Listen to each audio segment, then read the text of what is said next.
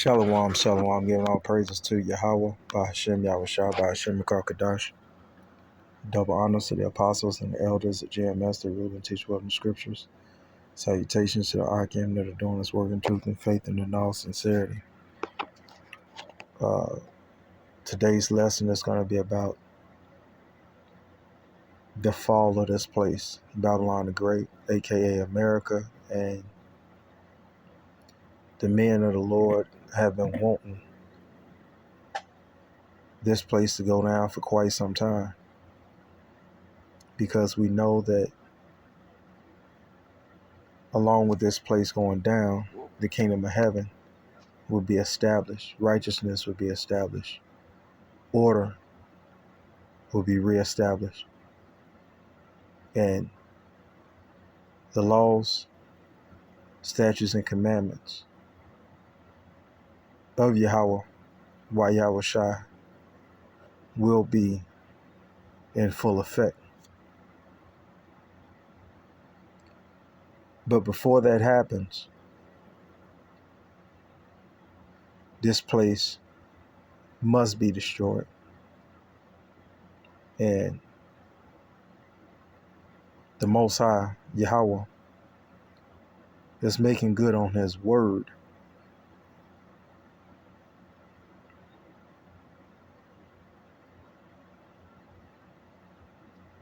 to usher in this kingdom, which is the kingdom of heaven,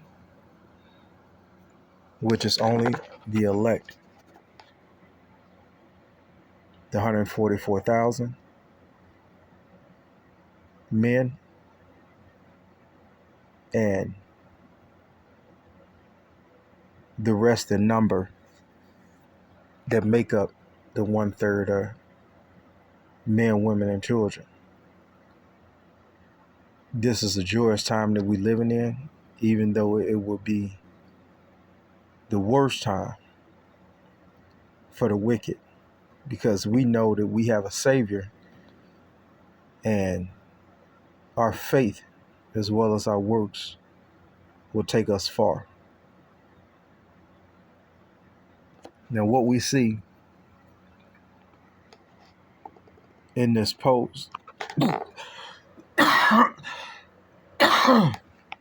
Salaki, what we see in this post is, the headline is U.S. ports see shipments slump amid Trump tariff war.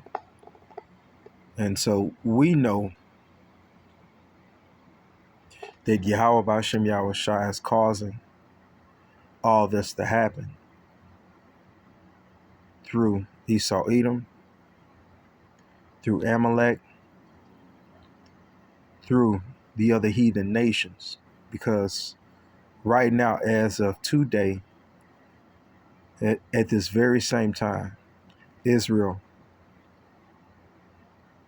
they're composed of Negroes, Latinos, Native Americans, and those descendant of the men of the Negroes, Latinos, and Native Americans, which the innumerable multitude are the ones that have faith. U.S. ports see shipments slump amid Trump China tariff war. I'm going to play this, and Lord willing, we can link it up with a few scriptures. Magic Zigzag Pencil Box is the perfect trick. It's easy to learn, so you'll be wowing everyone in no time. Orders into factories in Asia about 3 to 4 months ahead of a ship even leaving coming our way. So that's not going to change a lot of behavior, and still, it's 10% more than it was last month with those 75 or so countries, especially those in Southeast Asia. We talk a lot about China, which is on everybody's mind now, but it's countries like Vietnam, Indonesia, Malaysia, Thailand, Singapore, which also trade a lot with us. Well, let's put this into some context that folks at home and all of us really can relate to. How does this outlook compare to the peak of the situation during COVID? Different, but you could see some similarities. One, we're going to see a steep drop, Micah, in the arrivals that are coming in. That's going to mean that suddenly our truck drivers aren't hauling as many containers. Our dock workers aren't getting overtime or even turning to. They'll probably work less than a 40-hour work week. Along with those in the supply chain, even manufacturers aren't going to be shipping out as much. And that's where it's really hit us in California. The retaliatory tariffs are really socking the American farmer and those here in the Central Valley of California. We'll touch on the domino effect and the ripple effect of all of this in a moment, but nothing really is a done deal. As the head of the biggest container port in the Western Hemisphere, what is the solution here? How do you foresee us getting out of this? Well, it's early days, but we have seen a little bit of a crack in the door. Tim Cook of Apple went to Washington, and then suddenly we got a little bit of a reprieve on electronics. Yeah. Two major retail CEOs were in Washington last week to talk about the importance of their business. And just today we got word that we might see some loosening on the automotive sector. So it seems to be building coalitions, talking to the administration about the impacts on the ground. And if you Akim out there, you listening. Okay, peace be upon you and your household. And word is faith that this place will be destroyed. The world that composed of the wicked of our nation, the other heathens, and the top-notch heathen Esau Edom, which is the self-proclaimed so-called white man. Okay, he is Esau Edom, according to the scriptures, and his kingdom is falling apart. Could be a way to start seeing a little bit clearly about how we can have some segments here that can thrive. So what kind of urgency is there or should there be for consumers when it relates to big ticket items? You mentioned the electronics, the furniture, apparels. Well, this is where it's going to get interesting. Retailers, Micah, are telling me that they've got about 5 to 7 weeks of inventory remaining at normal levels. Now, that doesn't mean everything's going to go kaput, but if you're out there looking for a blue shirt, you might see 15 purple ones and maybe only one blue. So selection is going to start to narrow, and all indications are that prices will rise. These tariff costs, whether they be the 10% or the big ones from China, are going to be passed on to us as consumers. They're not going to take it themselves. They're going to pass it on to us. Now, last year, the Port of LA handled some 33... This is 2nd Ezra, chapter 6, verse 22. And suddenly shall the sown places appear unsown, full storehouses shall be suddenly found empty, and the trumpet shall give a sound, which when every man heareth, they shall be suddenly afraid. Kahalaya, Yahawah, Ba'ashem Yahushua, Ba'ashem Rakar Kodash. This place is being dismantled before our very eyes. $333 billion in cargo. Of that, $120 billion was from China. So I think the question here is, who needs whom more? Do we need them more, or do they need us more? I'd say the interdependencies are almost equal. China is America's factory, and our buying capability, 70% of our GDP, is made up of consumer buying. I worked in China for about 4.5 years, still maintain great relationships there, and folks know that they need each other at the business level. Getting to this policy area, and especially in talks that have started off with a real... Now, you have to understand that none of these nations are guiltless. None of these nations are without blood on their hands. for misusing and mistreating the children of Yahweh, the Most High.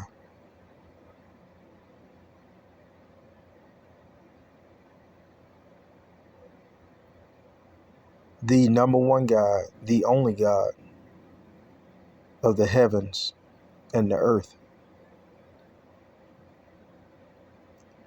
And the other nations gathered together to destroy the children of Israel. So Israel has no place in this world other than being a servant. So when the kingdom of heaven is established, no other nation will have any say-so or any part of the kingdom of heaven, which will be on earth, by the way. Okay, it's not what we call the spirit realm of heaven. The kingdom of heaven is the earth incorporated with the law, statutes, and commandments in real time.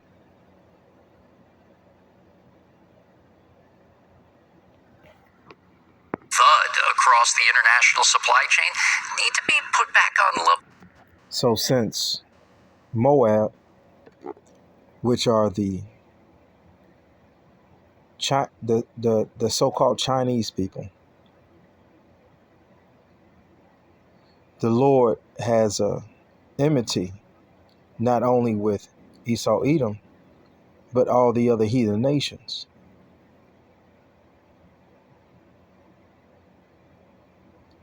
It's one thing to not care for them. It's another thing to touch the apple of Yahweh's eye, which are the Israelites, which are the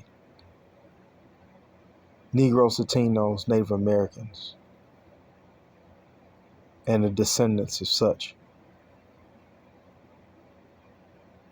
Since they partook in our destruction, they will partake in the restoration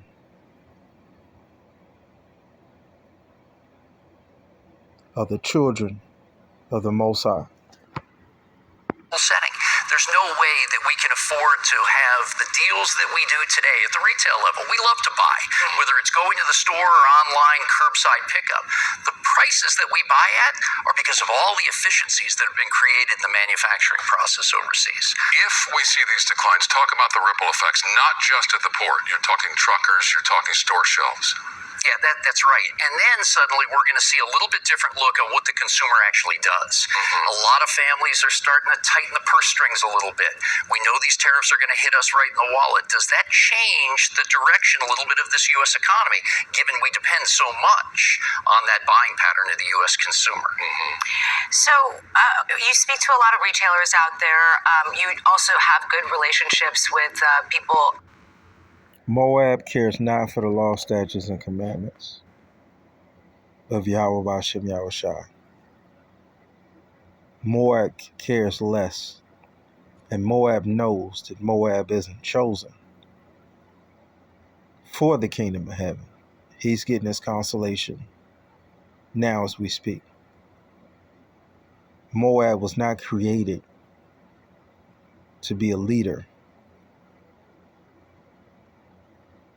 and to do world affairs.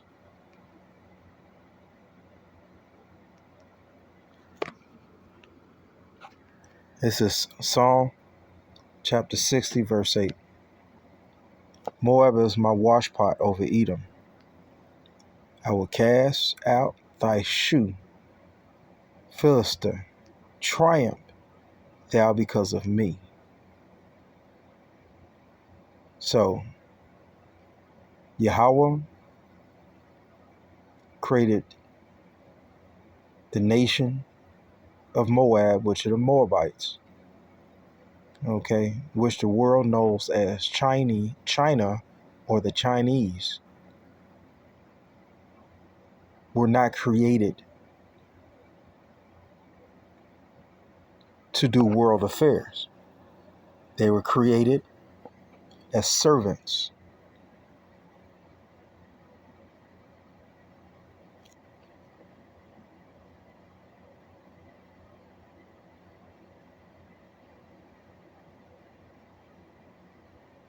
And they're winning because Esau needs the other nations. Esau needs Elam. Esau needs Moab, Ammon, Japheth, Ham. Esau needs all these nations in the world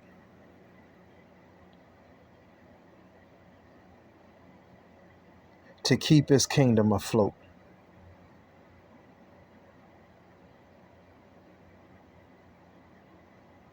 We won't need a single heathen from the other nations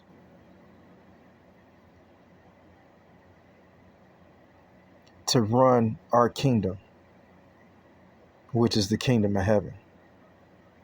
Not a single one of them. They will be servants because that's what they were created to be. So not only will be servants because that was what they were created to be, but they're going to be servants to Israel. We won't need them to build the kingdom, but they're going to build it anyway.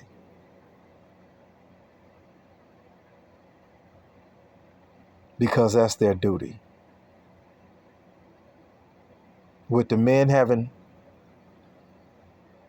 the Akim, which are the true men of the Lord,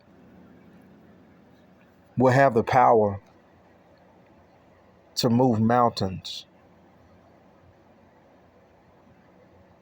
without lifting a single finger.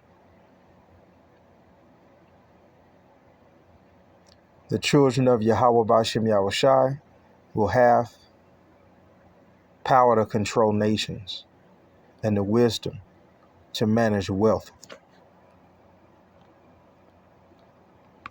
without greed.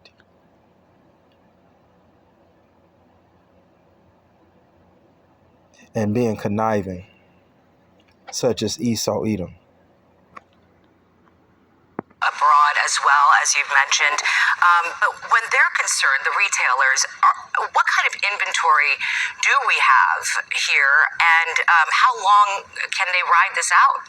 Well, this is where it gets really interesting and a little bit nuanced. The big box retailers that we all know and shop at did a pretty fair job of bringing inventory in early because they knew this day was possibly coming. That comes at a cost of additional money to spend on that, and as well as putting it in warehouses. But we have about 125,000 companies that import through the Port of Los Angeles on an annual basis. Most are small to mid-sized folks that couldn't necessarily do what the big guys did. They didn't bring in a lot of extra stuff, store it at a lower price to be prepared for this day. They're now grappling with, do I buy at these higher prices? How can I pass on this additional cost if I'm competing with the big retailers? So I'm kind of in this middle place right now that's really uncomfortable. And then we'll start getting into the seasonal goods, whether it's spring and summer fashion or the all-important year-end holidays. Part of the goal of these tariffs, as you know, is to stoke domestic production. That takes time. What, in your view, would be the downstream impacts potentially for the port if that domestic production does come back? If it does, you probably flip the entire conversation to an export-driven economy. That takes a little bit of planning from an infrastructure standpoint, lining up key participants in the supply chain, all of which can be done with a little bit of runway. But even if there was a decision to put a factory in the U.S. right now today, as we're talking, probably takes about 5 years. Yeah. And if it does open its doors, it's probably automated with robotics and very few workers. So this is something that we have to look at as a country, as an economy, and as a trading nation with a great deal of thought. And not This is Jeremiah chapter 51, verse 7. Babylon had been a golden cup in the Lord's hand, Yahawah, that made all the earth drunken. How is all the earth drunken? Because Esau Edom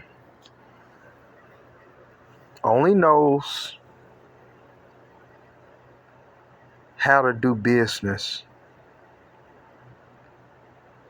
with gain only for himself. Esau Edom was not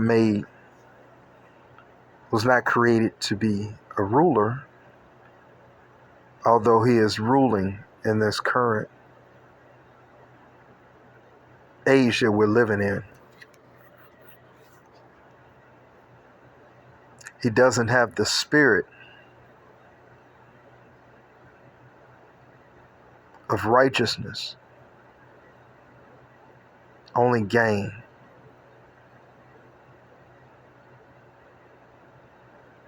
And the other nations are realizing this, but it's too late.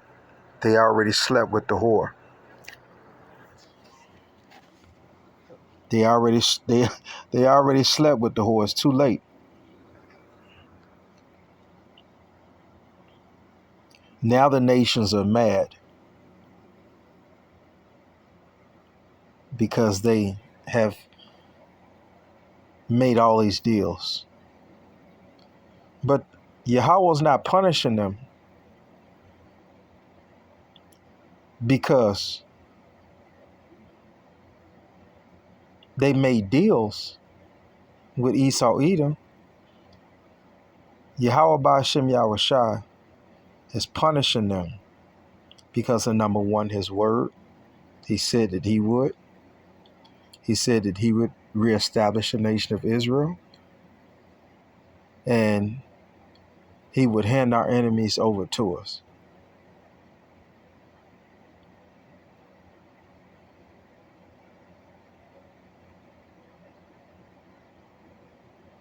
So this team effort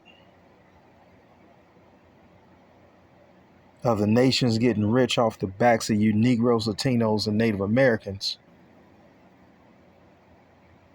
of the children of Israel, is coming to an abrupt end.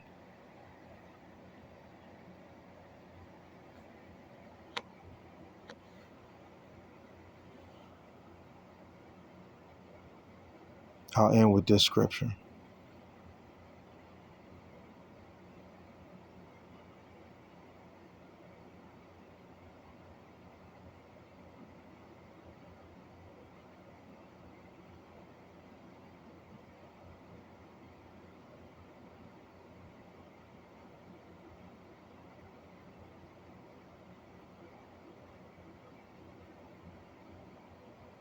This is Revelation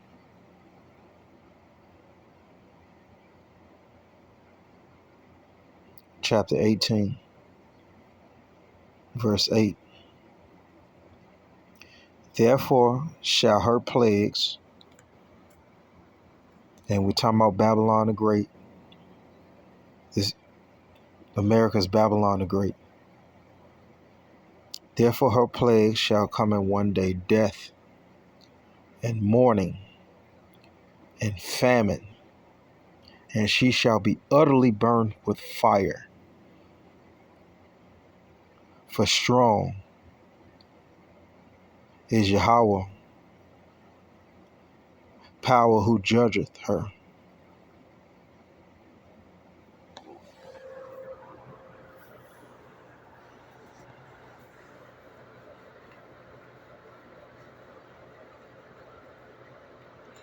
Lord willing, this lesson was edifying, giving our praises to Yahweh, Ba'ashem Yahushua, Ba'ashem Karakodash. Again, double honors to the apostles and the elders. Let's have the spirit of soldiers and warriors to continue and to see this bitch burn. Until next time, Shalom.